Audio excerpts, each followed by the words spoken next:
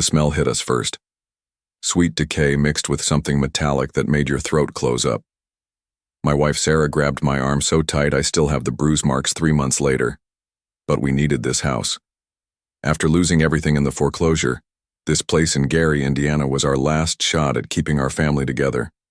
I should have listened when the realtor kept avoiding eye contact, should have paid attention when she rushed through the walkthrough like something was chasing her. But desperation makes you ignore red flags that are practically screaming at you. Welcome back to the Obscuralorevault, where we dive deep into the darkest corners of human experience. I'm your host, and today's story will make you question everything you think you know about the supernatural. This is the true account of what happened when my family moved into what locals call the Demon House of Gary, Indiana. What we discovered there wasn't just haunted, it was something far worse. Something that nearly cost us our sanity, our children, and our lives. March 15th, 2023. That's the date everything changed for the Henderson family, my family. Sarah, myself, and our 3 children, Emma, age 12, Michael, 8, and little Sophie, just 4 years old. We thought we were getting a fresh start. The house at 3860 Carolina Street looked normal enough in the daylight. 2 stories, white siding that had seen better days, a front porch that sagged slightly on one side. The previous owners had left in a hurry, according to the realtor. Job relocation, she said, but her hands were shaking when she handed over the keys. The first night Sophie wouldn't stop crying. Not the normal fussing of a tired child, but a desperate, terrified screaming that seemed to echo through the house longer than it should have. When I went to check on her, she was standing in her crib pointing at the corner of the room. "Bad man," she whispered, her tiny voice barely audible. "Bad man watching." I looked where she was pointing. Empty corner. Just shadows from the streetlight outside. But the air there felt different. Thick, like trying to breathe through wet cotton. And cold.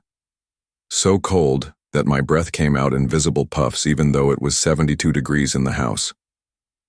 Sarah found the research 3 days later.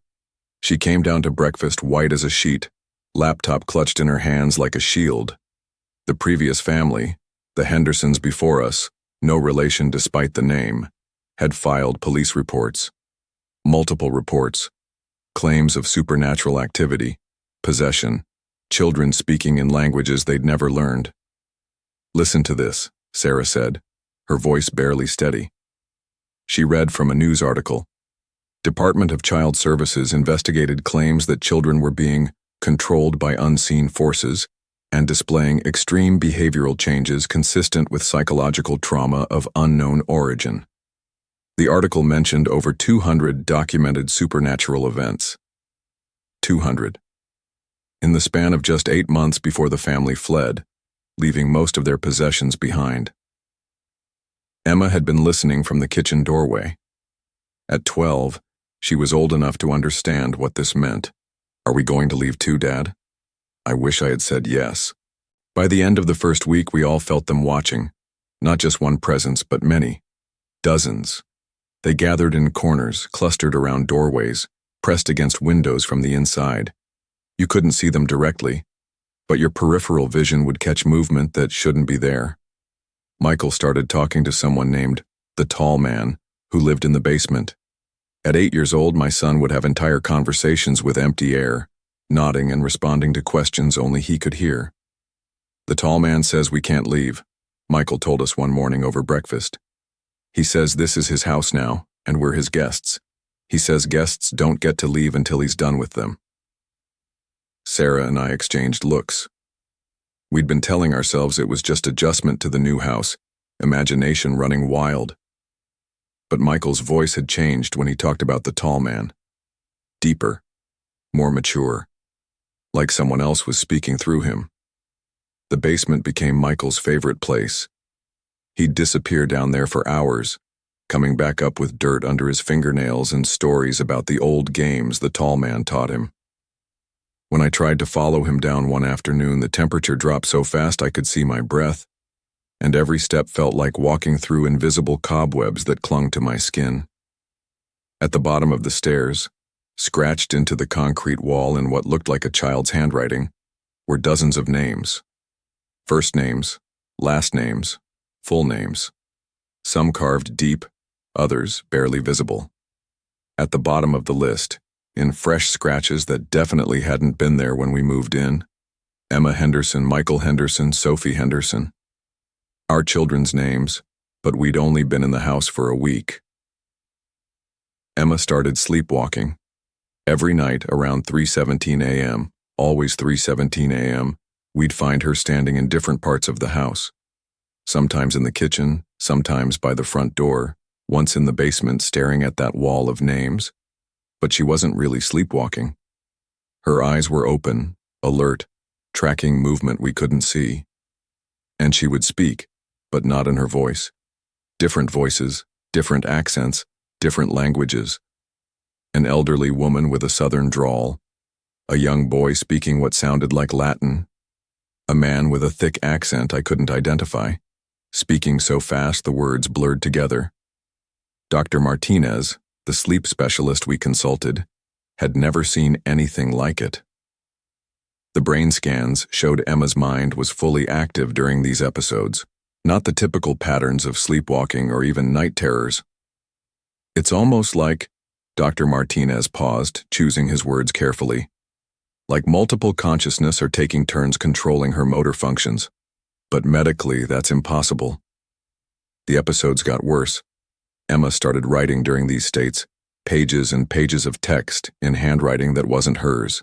Stories about people who'd lived in the house, detailed accounts of their lives, their deaths, their unfinished business. One night, I found her writing the story of Margaret Kowalski, who died in the house in 1974 during childbirth. Emma wrote about Margaret's fear, her pain, her desperate desire to see her baby one more time. But Emma had never heard of Margaret Kowalski. The birth certificate and death certificate were buried in county records that weren't digitized. How could my 12-year-old daughter know intimate details about a woman who died decades before she was born? Sophie stopped being afraid of the bad man in her room. Instead, she started playing with the children. According to Sophie, there were lots of children in the house. They lived in the walls and came out to play when the grown-ups weren't looking.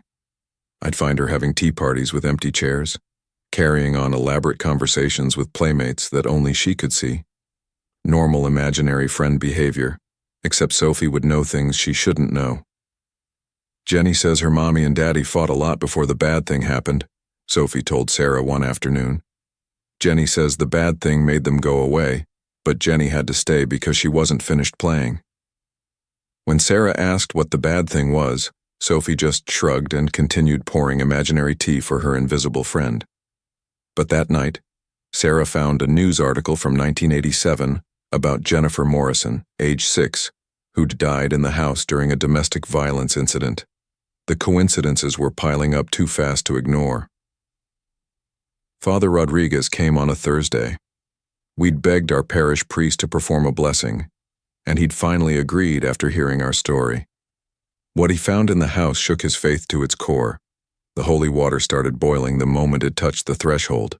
Not just warm, actually bubbling and steaming like it was being heated from within.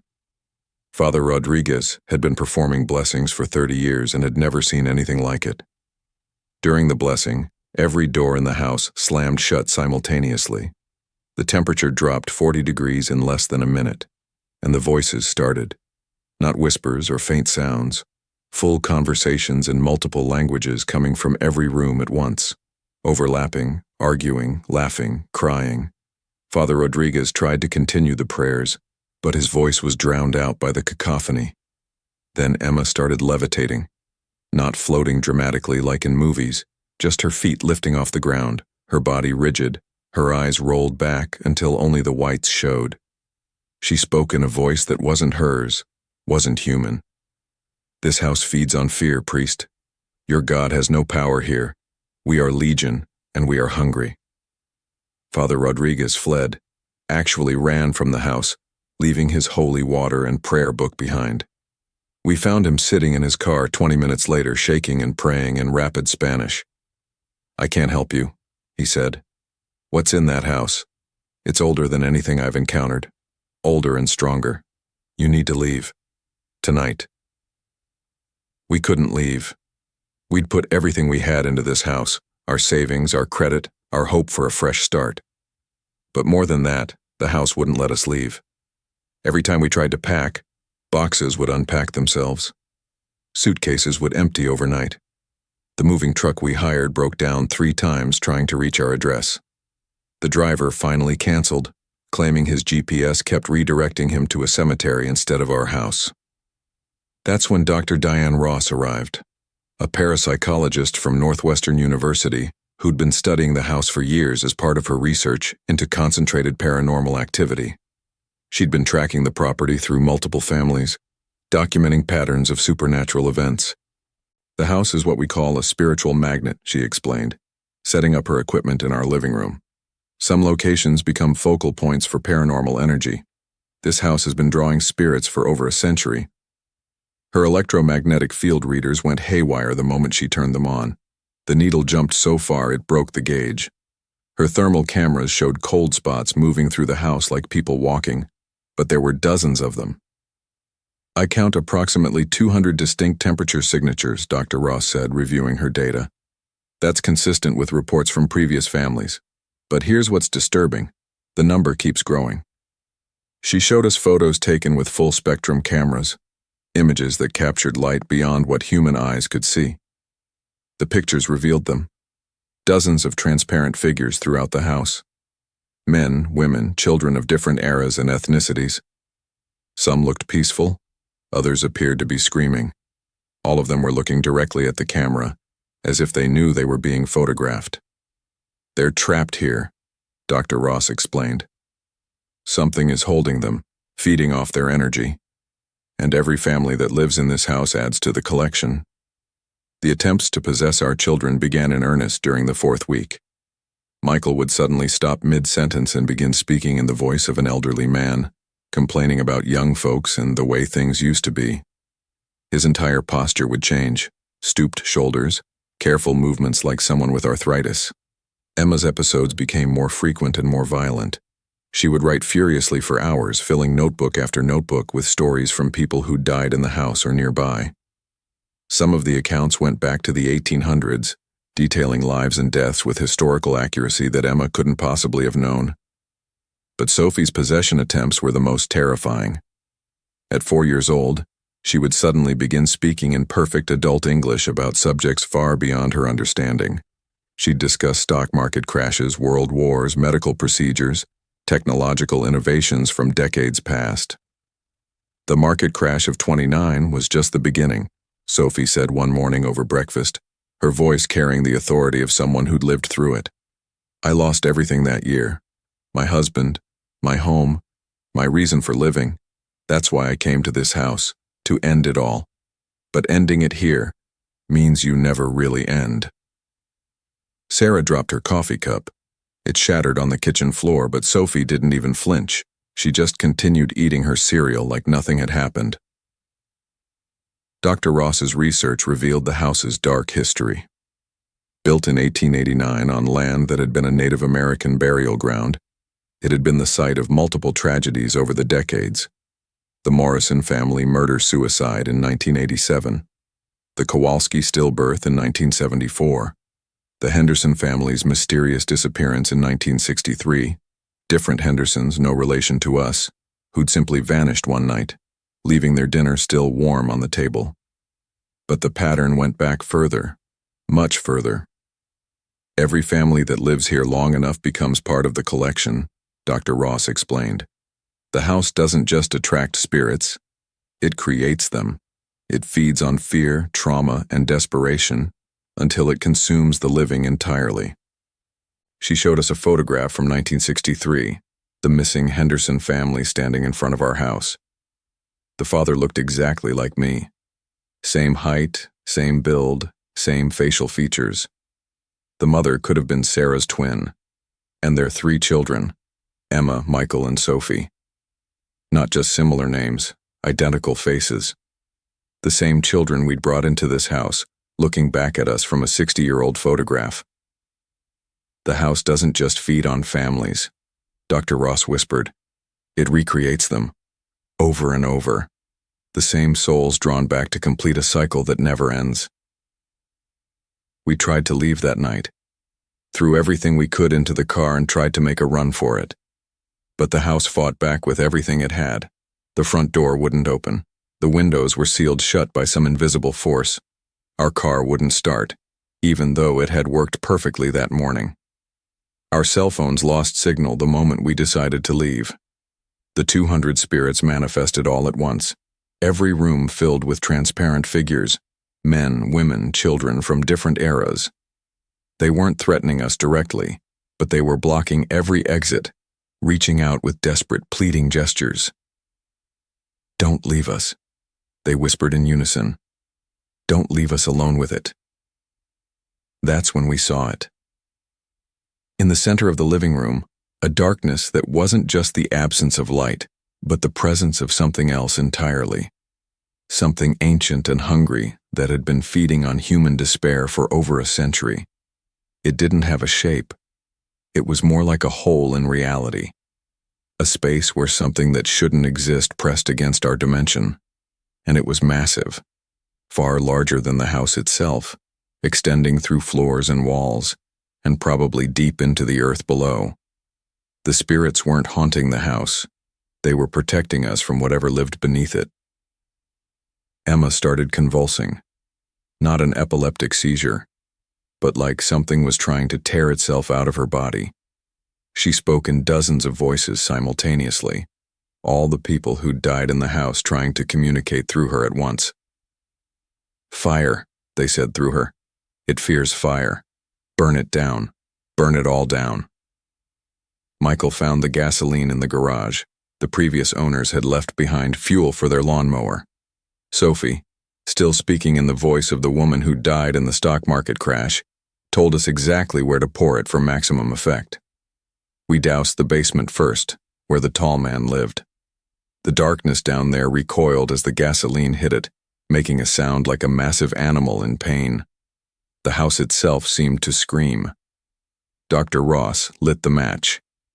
The fire spread faster than physics should have allowed, climbing walls and racing across ceilings like it was alive. But instead of heat, the flames gave off cold, a burning cold that froze our breath while melting the walls. As the house burned, the spirits began to disappear, not fading gradually but snapping out of existence like lights being turned off. Free at last from whatever had been holding them, the darkness in the basement let out one final roar of rage and hunger before the flames consumed it entirely. The house burned completely. Nothing left but a foundation and ash. The fire department said they'd never seen anything like it. Flames that burned cold, leaving behind shadows permanently etched into the concrete foundation. The land has been empty for 3 months now. No one wants to build there. Real estate agents won't show the lot. The city has talked about turning it into a memorial park, but every crew they send to clear the debris quits after the first day. We moved across the country. Sarah and I see therapists twice a week. The children are slowly returning to normal, though they still won't sleep alone and refuse to talk about the tall man or the children in the walls. But sometimes late at night I find myself researching other houses, other families who've reported similar experiences, other places where reality grows thin and ancient hungers press against our dimension. Because here's what Dr. Ross didn't tell us until after the house was gone. The Gary house wasn't the only one.